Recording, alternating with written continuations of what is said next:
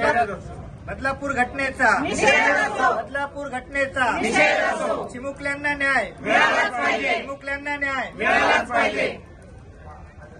बदलापूर येथे झालेल्या नुकत्याच आपल्या जे हृदय हरवणारी जी गोष्ट होती, म्हणजे एकदम चिमुकलेल्या माझ्यावर जे अत्याचार झालेले आहेत, त्या नराधमाला लवकरात लवकर सरकारने फाशीची शिक्षा द्यावी ही आम्ही सर्व भगिनीकडून. तर आज आम्ही शांततेत हा मोर्चा काढलेला आहे, परंतु जेव्हा जेव्हा हे जर फाशीची शिक्षा नाही देण्यात आली तर लवकरात लवकर ही आंदोलनाला वादळ उठण्याला वेळ लागणार नाही.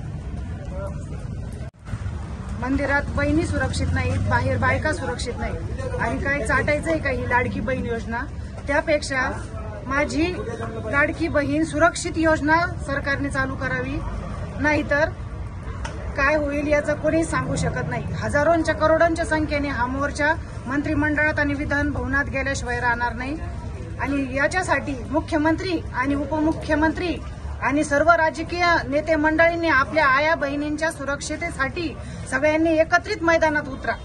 नाहीतर काय, हे सर्व भ्रष्टाचारी नेत्यांना माहीतच आहे की जनता ही याच्या सहनशीलतेच्या पलीकडे जर गेली तर काय काय झालेलं आहे हे सगळ्यांनी बघितलेलं आहे. आणि ह्या अशा घटना घडू नये, कारण लेकी बहिणी आया बहिणी या सगळ्यांनाच आहे, पण स्वतःवर वेळ आल्याशिवाय लोकांना कळत नाही. आणि ह्या घटना वाढू नये यासाठी त्यांनी सर्वांनी लक्ष देणे गरजेचं आहे, एवढी आम्हाला विनंती आहे. आणि लवकरात लवकर येणारा आम्हाला फाशी शिक्षा व्हावी. काय गुन्हेगाराला फाशी, गुन्हेगाराला फाशी, गुन्हेगाराला फाशी.